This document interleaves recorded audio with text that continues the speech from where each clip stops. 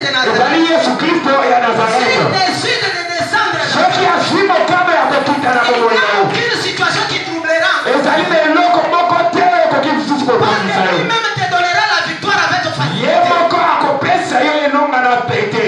Amen, église. Amen. Tu as besoin de la victoire. Ozali na bosenga elonga. Et c'est la raison pour laquelle lui-même dit ceci. Yango wana ye moko alobi bo. C'est moi qui me battrai à votre place. Gainde na kobunda na esika na Vous bino. devez seulement garder silence. Bino mobatela kaka kimia. Amen, église. Amen. Or, s'il faut garder silence, Ozali esengeli tobatela kimia de c'est komonika. espérer que Christ lui-même prenne soin de ta vie. Ezali kolika ete Kristo ye moko nde azwi nyonso ya bomoi na yo na Parce maboko. que sur la terre des hommes, Pete na mabele ya bana na bato ne le komonika. diable est en train de rougir comme un lion. Diabolo azali konguluma lokola nkosi. Chercher qui dévore. Kolukaka nani ya kolia. Parce qu'il sait qu'il n'a pas beaucoup de jours. sur Pete terre. ayebi ete mbunda na ye ezali moke. C'est la raison pour laquelle il ne t'accordera jamais la victoire. Yango wana akoki kotika yo ozwa elonga na pete te. Tu dois te battre. Osengeli kobunda. Or, une bonne façon de se battre, Toka lolenge moko ya malamu ya kobunda ne c'est compter komonika. sur Jésus-Christ de Ezali Nazareth. kolikia epai ya Yesu Kristo ya C'est Nazareth. l'unique personne Pete ye nde moto se qui moko. sait faire exister ce qui n'existe pas. Oyo ayebi komema kozala oyo ezali te. C'est lui-même qui est appelé le prince de la paix. Ye moko nde abiangami mokonzi ya Il kimia. est appelé le merveilleux Dieu. Ye nde abiangami nzambe malamu. Il est l'admirable conseil. Ye nde azali mopesi toli Si malamu. tu as besoin de conseils, Soki ozali na bosenga ya toli. il ne faut pas compter sur les hommes. Kotalela bato te. Il faut compter sur Jésus-Christ de Osengeli Nazareth. kotalela Yesu Kristo ya Nazareth. Il dit ceci. Alobi bo.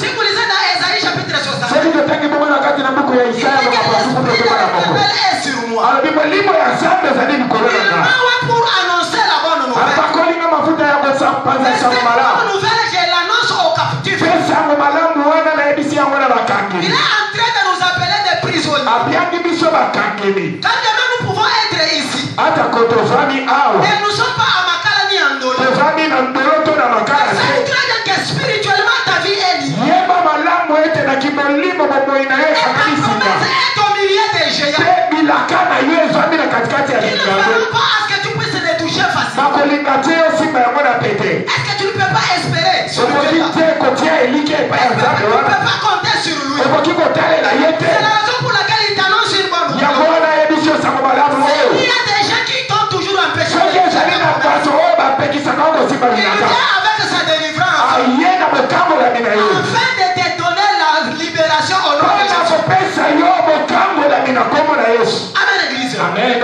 Pour libérer tes biens, Mpona kokambola biloko na pour yo. libérer ton héritage, Mpona kokambola kitani na il yo. y a au milieu des gens qui sont plus forts que toi. Ozali na kati ya bato oyo baleki yo na makasi. Il faut compter sur Jésus-Christ. Osengeli kotia elike epai ya Yesu Kristo. Parce qu'il est l'unique victoire que nous Ye connaissons. nde elonga se moko oyo tokoki kolikia. C'est lui la bénédiction que nous espérons. Ye nde lipamboli oyo tozali kolikia. Il faut toujours compter sur sa puissance. Tosengeli kolikia na nguya na ye. Parce qu'il est plus capable que nos ennemis. Po ete ye azali na makoki koleka banguna na Il biso. est plus fort que nos Ye ennemis. azali makasi koleka Et banguna na il faut biso. aussi compter sur sa faveur. Tosengeli kotalela Et là, ngolu na quand ye. je te parle, bien-aimé, oyo ngolu oyo nazali komela nano komoleka mikasi na c'est nkolo. la grâce de Jésus. Ozali bongo ngolu ya Si Yesu. la grâce de Jésus te localise, Soki ngolu ya Yesu eyepa na yo. t'assure que tu ne pleureras jamais. nayebiso ya solo ekolela lisusu te. Aucune situation ne te surprendra. eloko moko te kokamisa Et yo. aucun problème ne viendra pour s'imposer pour toujours. Pe likambo moko te koyepa ewumela na bomoi na yo Parce que lisusu. Dieu aura toujours pitié de toi. nzambe akoyokela yo mawa. Amen, église. Amen. Si tu comptes sur Jésus, soki otie elike epai ya tu Yesu seras considéré comme Josaphat. okozala lokola Josaphat. Il a dit à Dieu ceci. alobi boye na nzambe Nous nous dépendons de toi. biso tozali kotalela yo. Aujourd'hui, tu ne fais rien. soki lelo osali eloko te C'est au devant de nos ennemis. liboso ya banguna na biso Nous serons anéantis. tokosila Et nous serons exterminés. bakoboma Et biso. nous dirons que leur Dieu n'est pas à mesure de les sauver. Pe bakoloba nzambe na bango akoki kobikisa bango C'est te. que je te prêche ce matin. nzambe oyo azali kotala na tonga Il lelo. est capable de bouleverser même les entendements. azali nzambe oyo akoki kobulungisa Si ata toi makanisi tu ya bato. comptes sur lui, soki otieli elika il va démontrer sa capacité au devant de tes ennemis. akotalisa nguya na ye epai ya banguna na yo. Tes ennemis sauront que tu as un véritable Pe banguna bakoyeba ete ozali na nzambe ya solo. Amen, église. amen. Tu as toujours compté sur qui? yo otiaka elika epai ya naye. Bien aimé, dans ma vie, je ne comptais que sur deux personnes. moningami na bomoi na ngai na bandaki kotia elika na bato. J'ai pensé que ma vie nabanzaki ete bomoi na sera ngai grâce aux gens. ekozwa elonga na lisungi ya bato. Amen, église. amen. Premièrement, même académique. Ata na kelasi na ngai ya likolo. Je vous ai toujours dit que j'avais un ami. Na lobaka mingi nazalaki na moninga na ngamoko. Patrick, il est à Kombo na Lubumbashi. ye Patrick azambi na mboka Lubumbashi. Son père c'était un cadre à la Jekamine. Tata na ye abandaki kosala na Jekamine. Il avait beaucoup d'argent. Azalaki penza na misolo. Vous êtes des étudiants tous. Bino bozali bana ya kelasi Mais bino. vous voyez un ami vivre mieux heureusement que vous. Kasi bozali komona moninga kobika malamu koleka bino. Et comme il m'aimait beaucoup, Lokola abandaki kolinga ngai il me mingi. disait que si nous terminons chez toi, Abandaki koyebisanga soki tosisi kelasi ya misato nous ya allons likolo. partir avec lui chez eux à Lubumbashi pour que son père puisse me prendre aussi en charge. Tokokende epai ya tata na ye na Lubumbashi po ete nayeba na kosungama na ye. Mais c'est le jour que j'ai repris l'année. Ezalaki mokolo na bandelaki kelasi. Et il m'a même motivé pour dire quoi? Pe apesinga makasi na koloba nini. Mais nous pouvons chercher même un fort élevé de côte pour que nous Toluka prenions. ata lokasa ya lokuta po ete yoyeba na koleka likolo. Bien aimé, j'étais prêt pour le faire. Ndeko molinga mingi nabongisamaki kosala yango. Pourquoi? Parce que j'étais en train de passer des moments difficiles. Mpona nini nazalaki koleka bambonga moko ya pasi. Je n'avais personne qui pouvait me Nazalaki na soutenir. moto ya kosunga ngai te. Et Dieu est venu me Nzambe ayaki kotalisa ngai. Nous sommes nombreux en train de partir. Tozalaki ebele kokende. Mais nous avons trouvé une petite rivière. Tokuti bongo mwa nzela ya mai Tout le liboso. monde pouvait traverser facilement Moto un passage. nyonso akokaki kokatisa kaka na kobwaka Mais lokolo. quand moi j'ai essayé, Ntango nga na meki kobwaka lokolo, j'ai tombé toujours dans na l'eau. bandaki kokweya kaka kati na mai. Quand j'ai dit ça au pasteur à l'église, Ntango nalobi bongo na mobateli pate na lingomba, ils m'ont demandé est-ce que tu avais préconisé un voyage? batuni ngai yo olengelaki bongo mobembo. J'ai dit oui. Je Nalobi compte aller à ya Lubumbashi. solo nalingi bongo kokende Ils Lubumbashi. m'ont dit que Dieu a refusé. Nalobi Nzambe aboyi.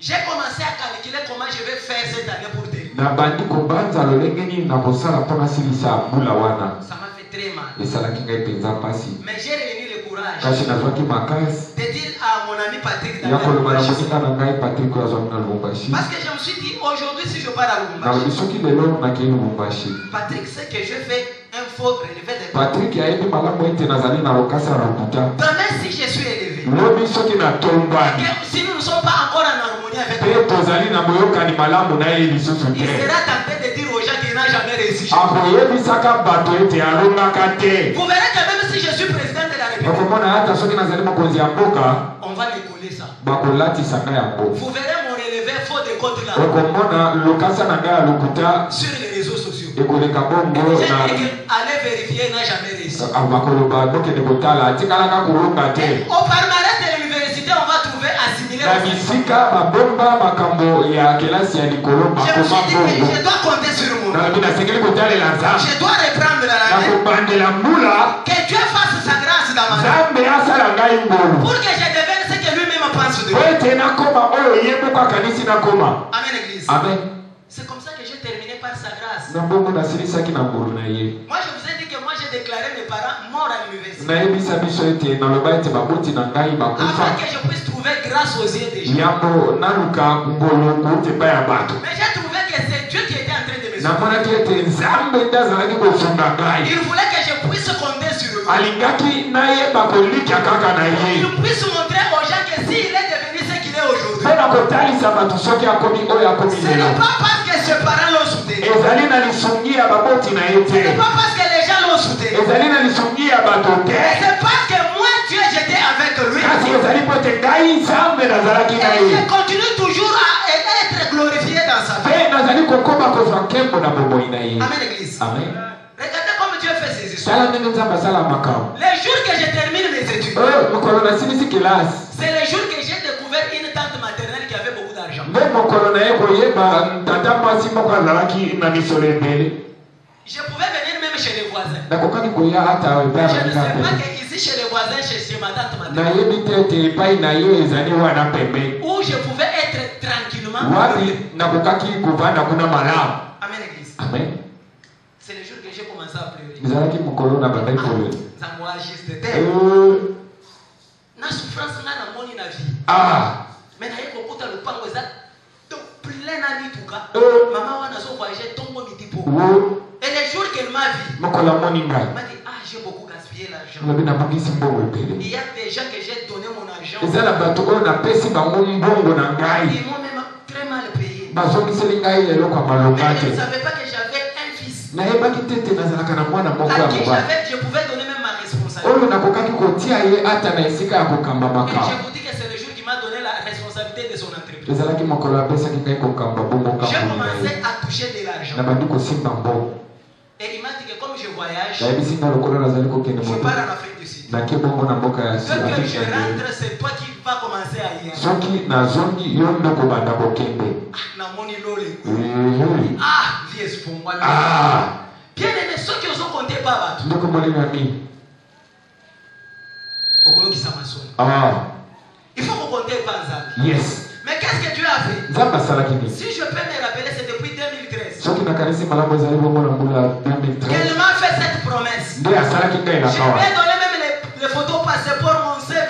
Il n'a pas napesi ye voyagé. CV, napesi ye photo passeport akie nango mobile. Jusqu'aujourd'hui. kino lelo Je ne l'ai jamais revu comme ça. natikala komona ye lisusu te. Pas parce qu'elle n'avait pas la volonté de m'aider. ezali te po ete alingaki te kosoma ngai. Mais quand elle est partie en Afrique du Sud, kasi ntango akendaki na afrika ya ngele c'est là que Dieu a suscité, a ouvert encore une autre porte. kuna nde nzambe afungolaki nzela Vraiment mosusu. levé de là que j'étais pour venir ici. nzambe alongolaki ngai bipai nazalaki mpona komema ngai Et na jusqu'aujourd'hui, kisasi kino lelo ce que je suis devenu, oyo nazali ce n'est koko pas à cause d'elle. ezali mpona ye te Mais c'est parce que Dieu voulait accomplir ce qu'il m'avait promis. kasi ezali mpo ete nzambe alingaki kokokisa Parce oyo ya qu'il savait que nakasi j'étais en train de compter sur lui. ayebaki ete nazalaki kotia eliki epai na ye. Bien aimé, je te prêche des choses vraies. ndeko molingami nazali kotia makambo ya Et solo. je te dis qu'aujourd'hui, si tu comptes sur ce Dieu-là, nayebisi yo lelo soki otia eliki epai ya nzambe tu wana ne seras jamais confus. okotikala koyebisa masoni Et ce te. sont tes ennemis qui seront confus. banguna na ye nde bakoyebisa masoni Parce que Dieu n'espéra que ce qui lui plaira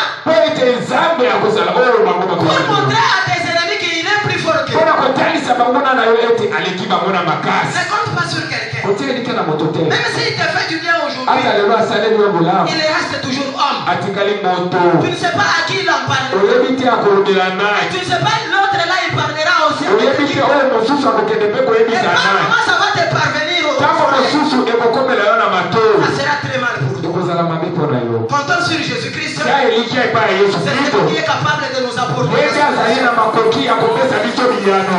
La troisième façon pour entrer au milieu, lolenge ya misato ya kokota na kati ya banguna na yo.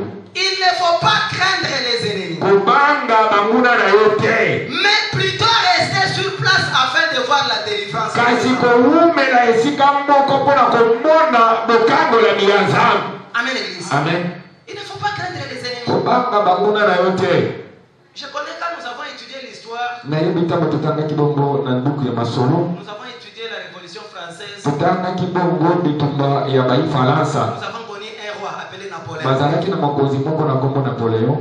Il avait un adage qui disait ye abandaki koloba avancer c'est mourir, kokende liboso ezali kokufa, reculer c'est mourir. kozonga nsima mpe ezali kokufa.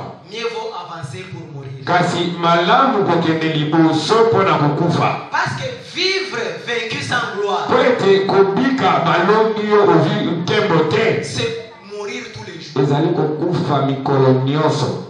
Amen, l'église. amen.